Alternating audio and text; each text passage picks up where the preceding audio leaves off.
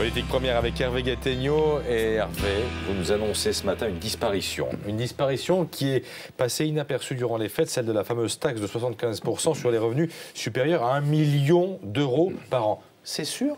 Écoutez, c'est un non-dit gouvernemental, mais c'est une évidence. Officiellement, vous avez entendu les éléments de langage, hein, les ministres, le gouvernement assurent que c'est juste une malheureuse péripétie, cette annulation par le Conseil constitutionnel, et que donc il va falloir simplement corriger la copie pour se soumettre aux exigences constitutionnelles. Bon, officieusement, tous les ministres parlent déjà de la taxe de 75% au passé.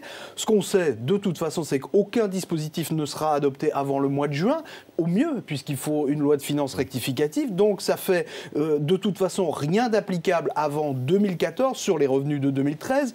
Et le taux de 75%, lui, il sera abandonné parce que le Conseil constitutionnel a également fait comprendre que ça pouvait être un autre motif de censure possible et le gouvernement ne va pas prendre ce risque. Donc on peut dire que la taxe de 75% est abandonnée à 100%. Alors c'était une promesse électorale, on s'en souvient, de François Hollande. C'est aussi un impôt qui aurait finalement apporté assez peu de recettes à l'État. Est-ce que c'est forcément une perte pour le président de la République ?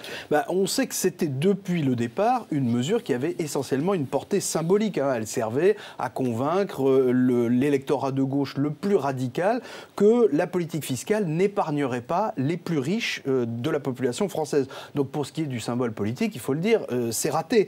C'est un marqueur de gauche qui finalement n'aura pas beaucoup marqué.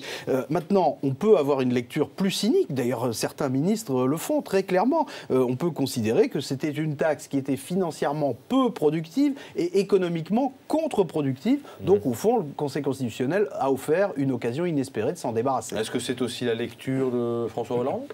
Alors ça, vous savez, avec François Hollande, bien malin, qui pourrait le dire, même ses plus proches font comme s'ils ne le savaient pas, avec lui, c'est jamais aussi tranché. Ce qu'on peut constater, c'est qu'il n'a pas profité de la décision du Conseil constitutionnel pour clarifier sa politique sur ce point.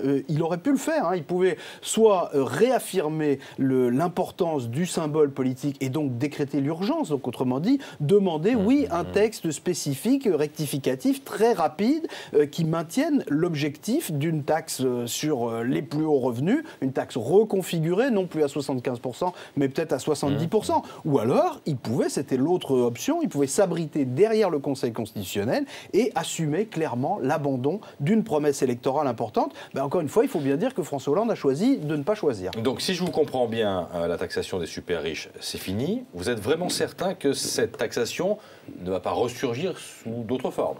Alors ce qui est clair malgré tout, c'est que François Hollande, depuis plusieurs semaines maintenant, a choisi de se faire du patronat un allié. Il en a besoin dans la négociation sur le droit du travail et plus généralement pour retrouver de la croissance en France. De ce point de vue, la taxe de 75%, c'était un boulet pour François Hollande. On n'imagine pas qu'il va se le rattacher au pied maintenant sans que personne ne l'y oblige. Mais ce que toute cette affaire a fait oublier aussi, c'est que la fameuse taxe de 75%, elle a servi à escamoter la grande réforme fiscale que François Hollande avait promise longtemps avant de devenir le candidat socialiste à l'élection présidentielle. Et ça, c'était une réforme qui était ambitieuse et probablement nécessaire. À l'arrivée, il n'y aura ni taxe symbolique, ni grande réforme d'ensemble. Et avec tout ça, ça ne fera rentrer ni Gérard Depardieu en France, ni Jean-Luc Mélenchon dans la majorité.